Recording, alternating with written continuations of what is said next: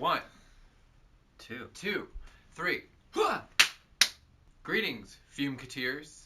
I'm Tom. I'm Galen. And welcome to 15 minutes of construction noise. Just kidding. 15 minutes of fume. I am a construction robot. This is a hammer. Try it. What? So, new business. We have these recent Lunacy perfumes, which we are here today to smell for you. But a couple of orders of important business. Tomorrow, in case you are from another civilization, is Inauguration Day here in the U.S. Dun. Sorry. That's not a sigh of exasperation for you. That is a sigh of exasperation for all of us. But that means that our huge list of Trump-related perfume blends that we're raising money for charities seemingly chosen to irritate him personally will be removed from our site at some point tomorrow, and the list is in the caption, and we will be removing those and moving on with our lives. Huh. How about that? Love moving on. That's no small little bit of business, is it? But we also have other perfumes that are leaving the website today, and if you're watching this in the far-flung future as a perfume archaeologist, none of this will matter to you as much. So here's a list of stuff that's vanishing presently, which you need to go buy immediately. We've got the Dies Patribus, which is the Father's Day blend. Is that correct? That we did? Gone today. It's gone. And then we've got Twilight Alchemy Labs Shelter, and then we've got the Harvest Moon 2020. Gone. Go get it. Now or never. And then the following Ménage trois, which I'm just going to read in a blur. Cedarwood, Vanilla Absolute, and Tolu Balsam. Eucalyptus White Mint and Lemon Peel. Pink Carnation, Patchouli, and Frankincense. Red Benzoin, Ylang Ylang, and Tobacco. Verbena, Orange Blossom, and King Mandarin. Wisteria, Muguet, and Lily of the Valley. And now I'm exhausted, and we have to end the video. But while I'm here, other cool order of business is that dear friend Ashton sent this artwork. No, hold on. It immediately went to Rio Bravo. It was Rio Bravo. Dear friend Ashton sent artwork of me and Galen sniffing each other's arms, which I thought was the sweetest thing I've ever seen, and I just can't believe we live in a world where this is not only an artwork which I'm excited to receive, but one which actually depicts the real events of our lives. Yeah. We did it. Someone drew it. Imagine if someone drew just like, everything that you did. Imagine what drawings would be out there. Well, here's one of them of something that we did. Whoa. And we have been drawn. I love it. I sent it to my mom. She thought it was great, which shows you how acclimated she has become to my weirdness. That's special. Thank you so much. This made my day yesterday. I can't stop looking at it because what is our life? Who knows? Who knows what our life is? It is wonderful. It's wonderful. I think that concludes new business in terms of the non-smelling side of today's show. What have we got for old business? Well, old business is this Lunacy stuff that we have released and which we have not smelled in depth yet. For you, we had a bit of we had a little bit of a break. And the first thing we've got, of course, is our Long Night Moon, which I've got in your strawberry bag. In my strawberry bag. Do I? A theme. Hold this. Oh. Ah! We also, they're plastic, they just rattled. We made a playlist over the weekend of songs that were all had units of time in the title. That was kind of in honor of the Long Night Moon perfume blend. Time has lost all meaning. So what is time? You may follow the Labs Spotify channel. We don't take Spotify very seriously. From what I understand, it's an odious platform in terms of not compensating artists. However, but we do take it very frivolously, and we make a lot of fun mixes. Yeah, we have been making some fun mixes, and the recent one that we did this weekend made me laugh. So, Long Night Moon, the perfume blend. A bouquet of night blooming flowers, petals dusted with frost. Sirius, orris butter. Moonflower accord, night phlox. Honeysuckle, jonquil, silver thyme, white mint, and blue musk. So I'm expecting a kind of like a weird chili floral. As am I. I haven't smelled this at all. I have. Oh, you cheater. Ooh, this would be very much in step with the Blue Moon collection that we did recently. Yeah. There is some overlap with the actual flowers. There is. I believe with some night bloomers in there. Moonflower, right? Oh, Yeah. It's so lovely. I do love how fascinatingly this also like does read like more bluish to me than like, for example, like the purpley night flowers recently. Yeah. This has a very blue scent. Pale. It really does. Cool. Kind of like a watercolor. But That's what I'm alive? imagining. Yeah. Fascinating. It's not particularly minty, and even like the frost that's in there is not like a really intense. I think it's like one of those things where we just did so many wintry frozen scents for the winter collection that this is like a bit of a respite, but it is cool. Someone asked in the Instagram comments what Sirius smells like. I don't know, and I've been meaning to ask Elizabeth. Elizabeth, what does Sirius smell like? Siri, what does Sirius smell like? I'm Googling it. She'll be like, I found this. It says it's a tropical cactus with flowers that have a dusty white floral smell with a soft, spicy undertone. That's just me reading the first result that comes up on Google, which we all know is like the safest way to gather information and develop belief systems. So I did think that Sirius was a cactus. That's what I...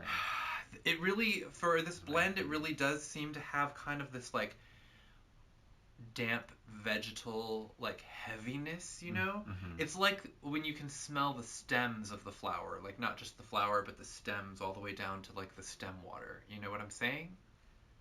It has a kind of luxurious bubble bath quality in a way, just because like all of these beautiful flowers and it's sort of watery, Dreamy, cool. very dreamy. Yeah.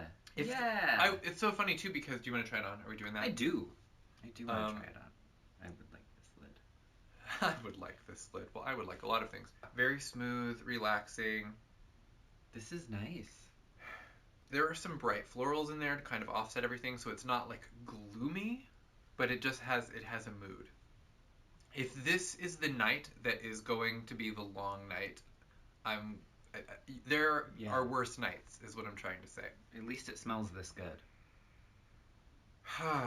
It really actually, okay, here's what it reminds me of, is Streetcar Named Desire. Okay? There's something about it that is like... Humid night bloomers. Yes. You got your night bloomers, you got night bloomers. Those are the bloomers you wear at night. Yeah. Blanche Dubois and the Night Bloomers is a great New Orleans, punk band. Also, I think that in the Tennessee Williams mythos, isn't it Moon Lake Casino is the name of the casino where I think no scenes ever end up being set. Maybe briefly in Summer and Smoke they go to the casino. But anyway, it's like this location that is referenced in several Tennessee Williams plays where like bad things keep happening, like someone is shot, or like it's just like this place of ill repute that keeps coming up. And I haven't actually checked to see if it is a real casino, but I assume that it is fictitious and it is just a place that occupied Tennessee Williams' imagination. Anyway, this is the perfume that you wear when you go there as, a debutante, and then end up shooting someone. Moving on? Yeah. So let's get out of that casino before anything else happens. The glory of the Ménage blends that we have, 5 Ménage à Trois blends, is I don't need to read the ingredients from screen. It is always fun. They're written on the label. I believe also this represents the last batch of Ménage à Trois, because this was like a 2020 thing, and this is the last hurrah of them, and then we'll be moving on to something else. Who knows what? The last hurrah à trois. Hurrah à trois. Que sera, sera. Ooh. Que sera Ménage à Trois. This is a book of poetry by Lana Del Rey. So the first one, we're doing these alphabetically, is... I got you. Beeswax, Amber, and Star Jasmine. For those playing the 15 Minutes of Fume home game, You know that this will be, they'll scratch off several squares on the Galen bingo card. And what have I been wearing for a few days? Yeah, I didn't. This. I saved this for you to bottle. I didn't bottle it. Careful, because it's open. This gets better every time I smell it.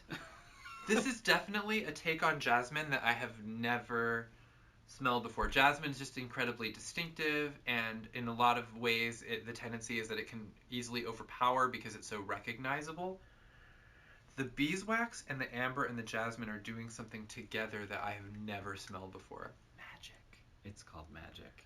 I definitely, if I poked my nose into this without reading the label, would be able to identify it as a jasmine blend, but it has a strange creaminess. And also that beeswax really just gives it, beeswax has its own kind of particular sweet, heavy funk that plays really well with the jasmine's sweet, heavy, more elegant funk. And the amber's sweet. The amber is like connective tissue drawing them together, blurring the edges, so you've just got this distinctive little creature. It has kind of like a bit of a green, because the jasmine smells like a living plant, and it has a bit of that like breath of life to it, whereas the beeswax is just like more of like a substance. I don't know, it's just fascinating. Yeah. I've never smelled anything quite like this. I think it would pair really nicely with the Poinsettia Gown, which is that jasmine rose cream. So if you wanted to take this in a creamy, rosy direction, I bet this would just like... It's funny because that one has its own kind of gradation of like color and scent notes, and this would just expand it, you know? Mm-hmm. So we're all about creating new possibilities for you at home. You've got a whole Rubbermaid full of perfumes you've been buying over the years. You've smelled them, on your skin. It's time to start crossing the streams. You layer the perfumes, you find out which ones get along, you find out which ones hate each other. Hours go by. Days. Weeks. Months. Years. Listen to our time playlist. The important thing is that your perfumes aren't gathering dust and like guilting you with like guilt vibes while you're buying more perfumes. If anything, you're getting new perfumes that become playmates for your old perfumes. It's like the Christmas toy. Oh dear. Which we watched at Christmas. You had never seen it. I had never seen it. Really strange. Pretty wacky shit. Bit of Henson world building right there. That's the one where if the toys are caught moving by humans, they become frozen that way forever, effectively dying, and they end up in a pile on the edge of the toy village in the kid's bedroom. It's weird. How did we get there from here? I don't know. The perfume is amazing, and haunting. What can I even say about it? It sparks joy. It does. It does. Next, we have one that sparked a lot of joy for me. This one I bottled because I was poking my nose in the bottles to figure out which one I wanted to sit and bottle, because that's you would do the same. And where do I start? This was the Black Amber OAKMOSS and TEREBINTH, which I was very curious about and drawn to, and tried on after I spilled some. Just kidding. The camera catches everything. So the amazing thing about this is in the bottle and on the skin immediately, the TEREBINTH, that's pine, correct? It's some kind of tree, right? Hold on. Oh, I was wrong. Terebinth is, first result on Google, a small southern European tree of the cashew family that was formerly a source of turpentine. That explains so much. Yes. So here's the thing. I didn't know that.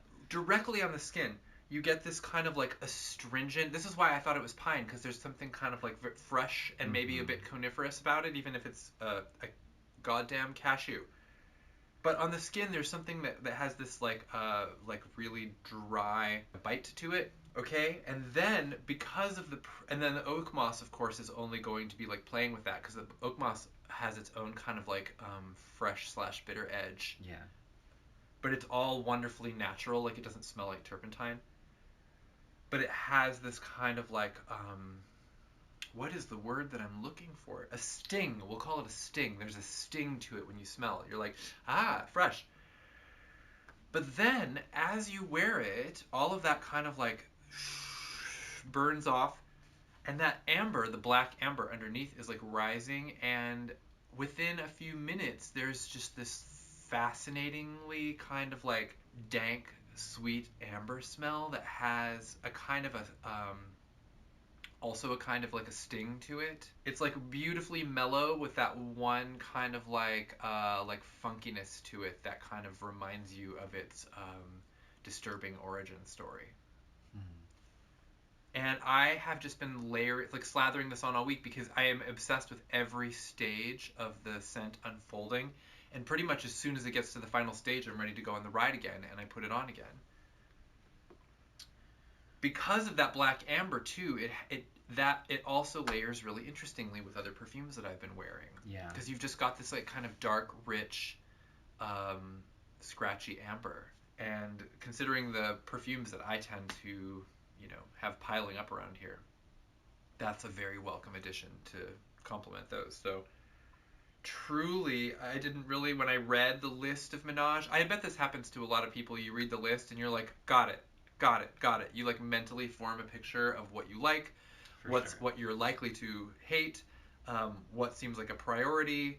And this is why it makes me so sad that the Lunacy events are gone right now, because there's that element of surprise with perfume, that you can have your legs swept out from under you by something that you never would have tried before. That's how you expand your palate. That's like how you grow as a person. And we get to go on this journey all the time because everything is just kind of dumped in our laps. But for those at home who are having to be much more selective in their purchasing because you don't get to try anything, and you're just going based on a written description and then what a couple of knuckleheads on the internet said about it, we feel your pain. Because this is one that I never would have normally like blind bought, And now I'm like, I want to go on the ride over and over again. I talked a lot. Yeah, you did. Impressions? Because of the amber and the oak moss, it has a very nice, classy, classic kind of fragrance quality to it. I just love it. It smells just like a luxurious old perfume. Yeah. It reminds me a little bit of Black Forest, which is not the amber, but that's like a musk. It's a black musk with some of the like foresty scents. And sweetens, because it's got that musky base, like sweetens up as you wear it out of the woods and into this like dark fantasy. And this is a comparable experience, even if the notes are different. Yeah. So, I feel like I love it. We've said a mouthful on that one. Now, here's one that I haven't tried on yet. Cypress, Eucalyptus, and Birch Tar. I almost said Eucalyptus. That's how you know I'm getting very eccentric. Would have been wrong. Cypress, Eucalyptus, Birch Tar. Go! I mean, weirdly, this is a similar, I think, profile in terms of taking like some resinous, woodsy smells. But they're just a whole different scent profile overall. They have like entirely different goals. Huh. This one... I have not smelled this one either yet, so I'm like... The eucalyptus... Oh, I need to try it on. I'm like, what is this going to be like out of the bottle? This one is a little more fresh and clean. Yeah. And I say that because of the eucalyptus, sure. Of course, which is all of the associations, and then the way it combines with these other elements.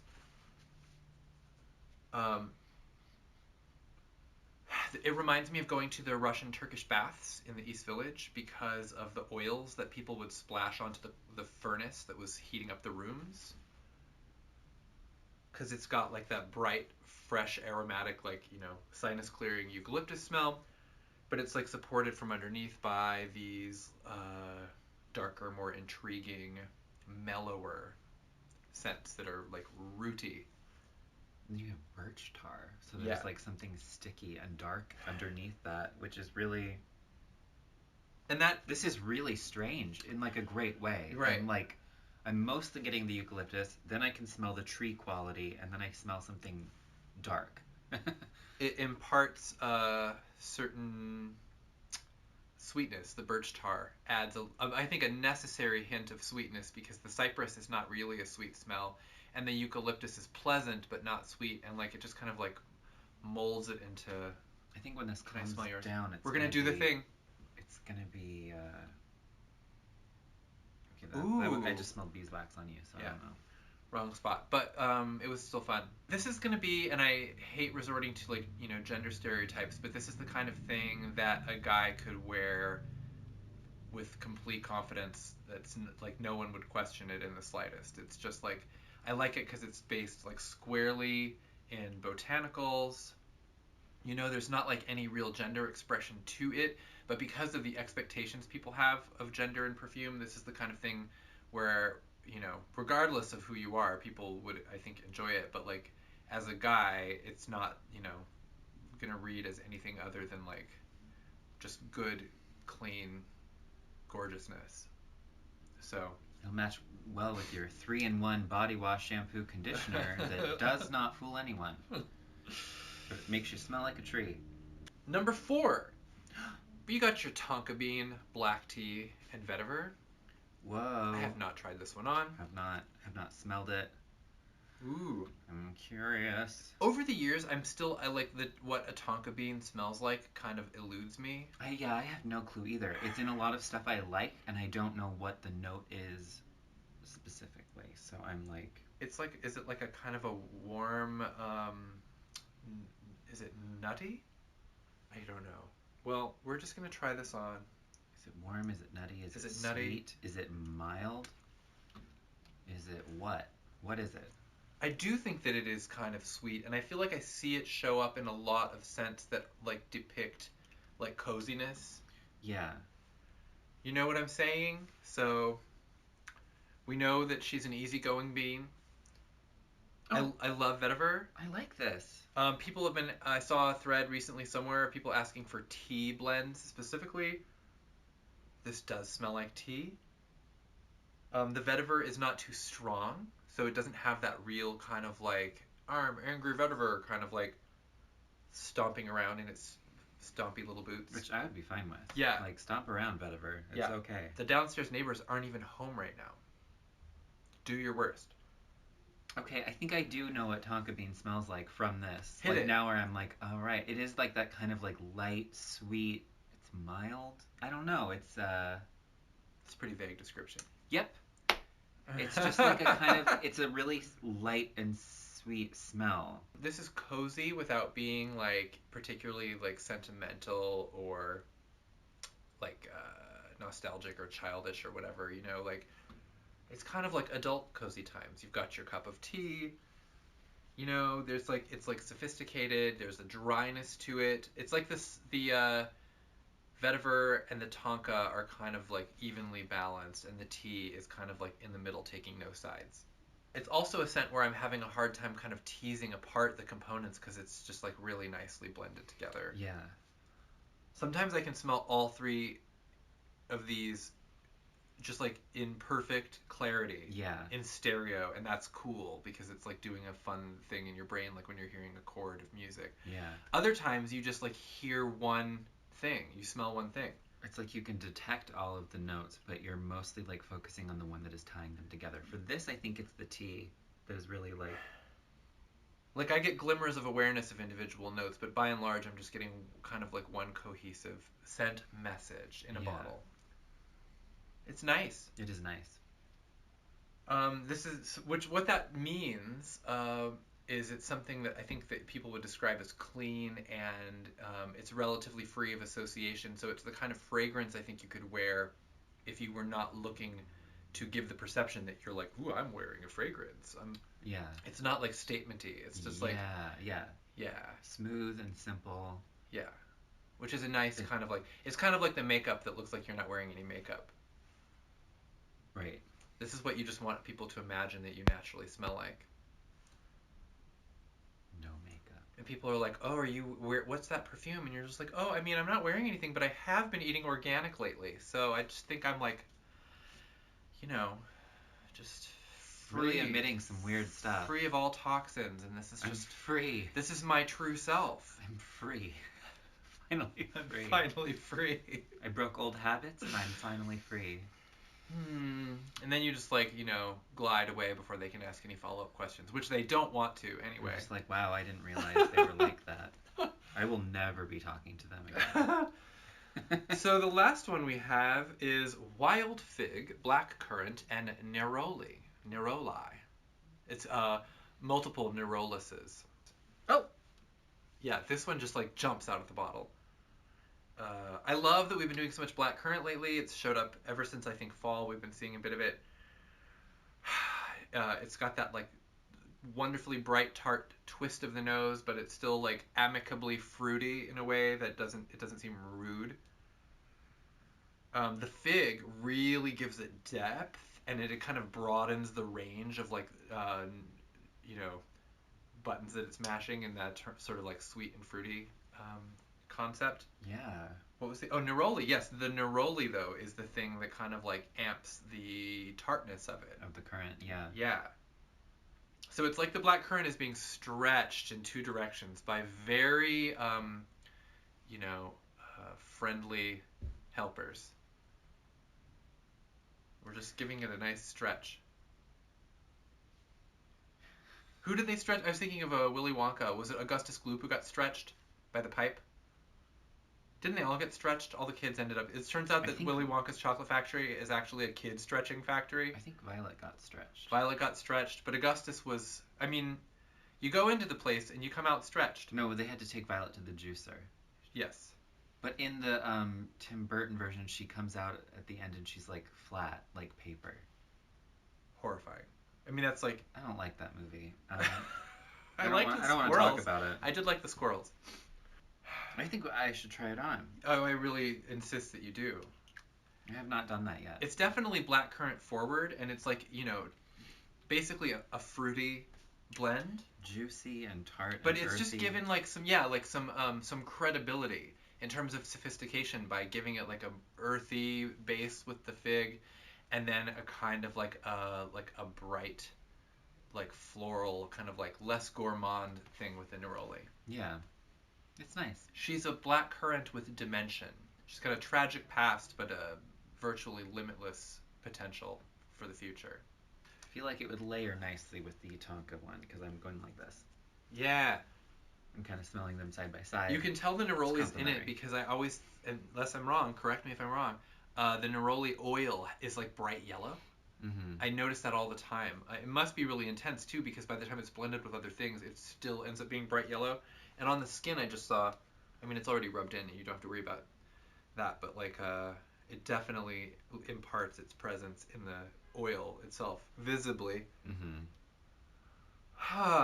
I love it though, because for me, this is like springy. The neroli really takes it into like a fresh, like outdoor kind of meadowy situation. Really just like rich and kind of like a green floral. And then, but you never lose track of the fact that you're smelling a fruit. No. Have you smelled a fruit today? I say, looking down at my strawberry jumpsuit, I'm like, oh. Well, I've smelled a fruit today. Any questions?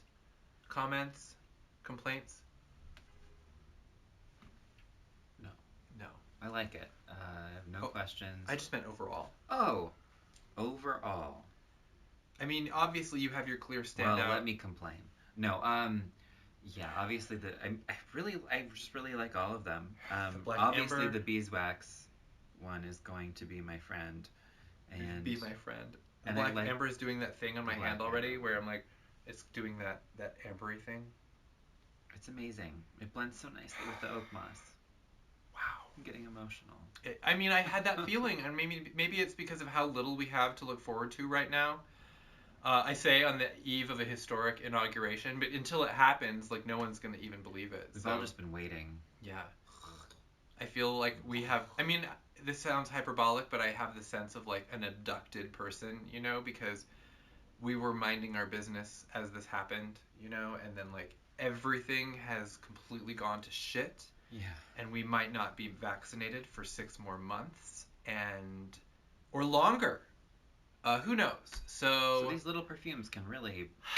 I'm starting to turn your day understand. around. I was talking, our friend Chris Kelly was letting us know about his order that he'd gotten and how excited he was about it. And I was saying, I notice how much more excitement there is about these packages coming, and people seem to love the scents. And on one hand, I believe that our perfumer, Elizabeth, is doing some of the best work of her entire career, I feel. But also how much of that is, my perception is affected by how little, like how the sensory deprivation that we're all experiencing and the joy of receiving something in the mail, and maybe we're just even more predisposed than usual to appreciate these things or willing to try things we haven't tried before.